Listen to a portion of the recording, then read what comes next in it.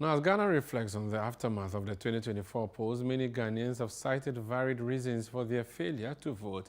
The just-ended general elections recorded the lowest voter turnout in the last 3 election cycles since 2016.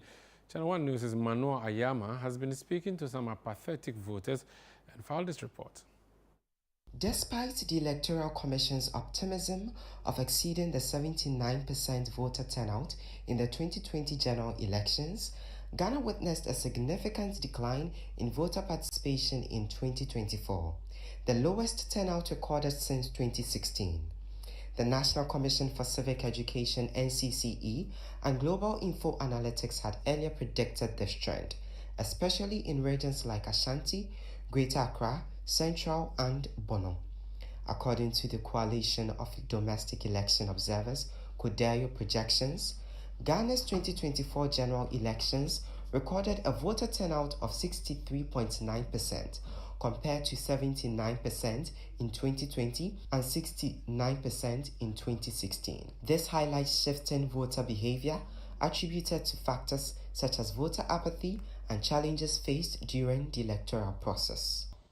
From our PVT provisional estimates, CODEO projects voter turnout at 63.9%, plus or minus 0.5%, and rejected ballot rates at 2.1%, plus or minus 0.1%, respectively.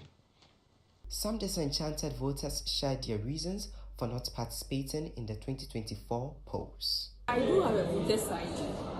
I'm eligible to vote, but distance-wise, sometimes you have to travel across regions just to exercise your franchise. Being a student and other factors, there were restraints and other things. So yeah, I just couldn't exercise my vote this year, but I'm sure to do it another time. Do you vote this elections? No, I didn't. Well, none of their policies really speak to me in any level, and the person I thought would, he wasn't really viable to win the elections for this year. Do you have a voter's ID? No. Standing in long queues and for hours going to get it didn't really seem like something I wanted to do as of that moment. Yeah. Is it that you're not interested in the whole electoral process? I am interested in the whole electoral process.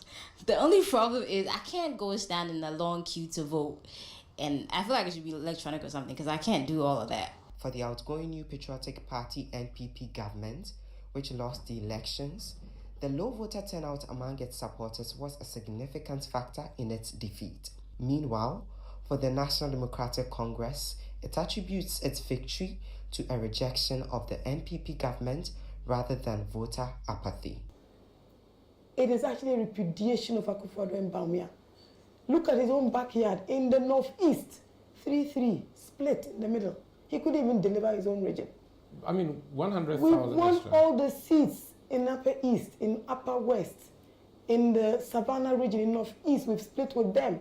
In Savannah, in Northern region, coming up to this part, in the Western region, they've been totally destroyed in the Western region. It's How 15 can that over be? 17 for you in Western region. That's amazing. It's never happened before. It's historic. In the Central region, Yeah, but they won just 3 seats. But How is that because of apathy? Although voter apathy may not seem alarming at first glance, it could have major implications on the outcome of future elections. Well, as we look ahead to the future, one question remains key. What strategies can be employed to mitigate voter apathy? For ChannelOne News, I am Manuel Ayama.